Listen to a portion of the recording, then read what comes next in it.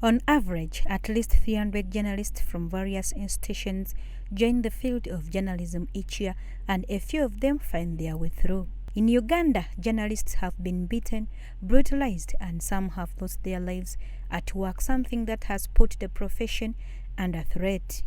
Today, the media fraternity has joined the rest of the world to commemorate the World Press Freedom Day under the theme, A Place for the Planet, Journalism on the Face of the Environmental Crisis.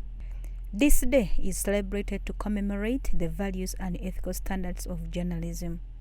It is also a day of reflection among media professionals on issues concerning press freedom, remembrance of journalists who lost their lives in pursuit of a story. But one would wonder, who is a journalist? Who is supposed to be celebrating this day?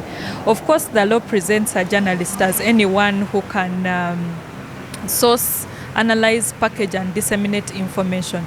But a journalist is supposed to be someone who fully understands the professional and ethical standards of one who is supposed to be sourcing and representing people in society, especially those that are voiceless, that cannot speak for themselves. Speaking to some of the journalists concerning press freedom, the most dangerous issue is poor payment, exploitation, and bureaucracy that has led journalism on a standstill.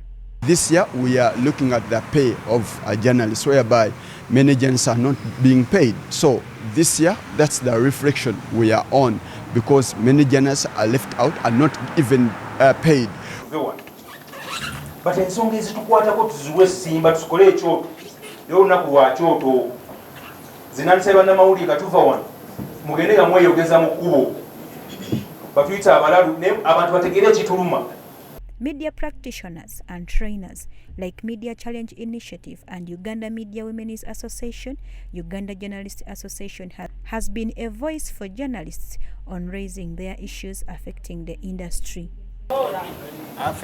Netubeera mu buzibu tubeera mu kutya gasi ne batukuba kibo bakama baffe nga bali mu SC mutyo byogerako bagenda bago. Ekituleese wano olwaleero is to remind ourselves bye tulina okukola nga ffe bannamawulire. Ffe eddoboozi wakitwogerera bababoodabooda nga ffe tosobola kweyogerera n'omala omwaka mulamba nga tosobola kukola sitooli ya munnamawulire. Bagenda mulongoosa kibumba tonamuwa story wadde ka post kamu akali ku page yo mwina following teekayo ka fly ogera munaffe yeetaaga milioni 12 tuzisonde. Journalists cannot be able to contribute to unpacking the problem of the environmental crisis that Uganda is not exempted for as far as the world is concerned with climate change if they do not have their freedoms upheld to access information safely, to package this information, and packaging information comes again with the environment as far as the newsrooms are concerned, and the challenges there really strongly come to the issue of capacity, but then also remuneration. Brutality and repression by Uganda police and other security agencies directed at the journalists, who in most cases are clearly identifiable with their stands, cameras, you have your press IDs. But we saw police beating you up, or maybe tear gas being fired unleashed at the journalists. Why? Is it deliberate or is it by design?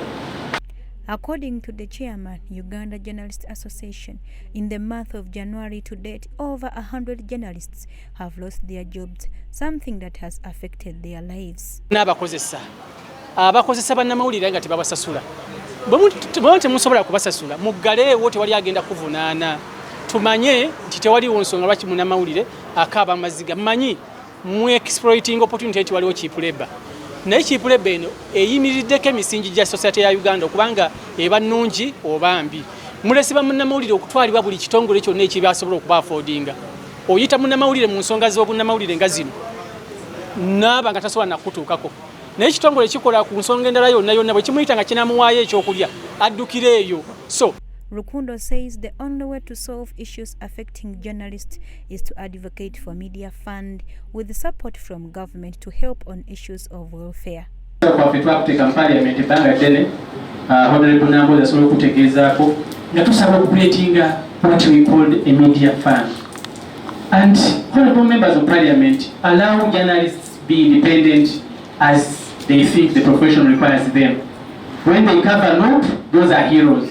When they cover President Museveni at an event, then they have been paid. When they cover a different organization that does not speak to aspirations or believe in what you do, us tetukola mikwano obwaffe omulimu gwa buweereza omumpi n'omuwanvu bonna be bantu Katonda be yatonda owenrm owa NOP owa FDC, as long as the issue that is being championed impacts and touches people's lives and we have a cause and a role to play, we will continue doing that.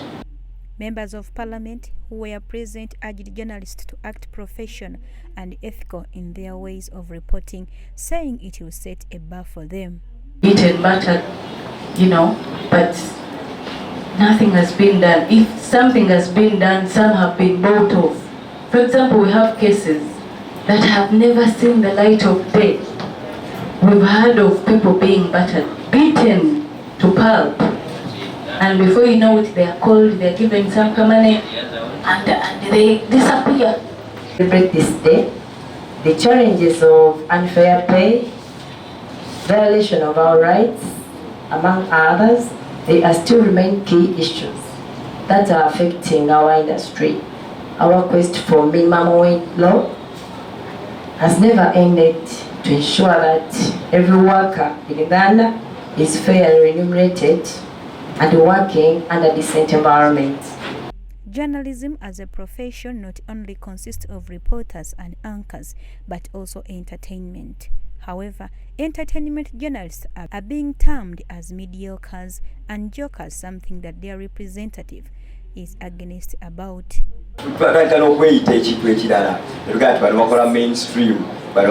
Serious journalism, we are not jokers, guys. It's not the great people. We're not going to move. Rapa sectors is our kana. Naye nyaga okwebaza mukuru kundo ever since he came into power.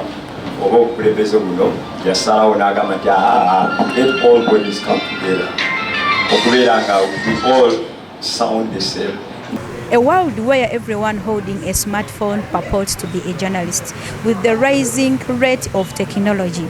However, as a journalist, we need to portray the professional standards and ethics while reporting, do more research, and provide factual information. For NSTV, this is Naguja Serena.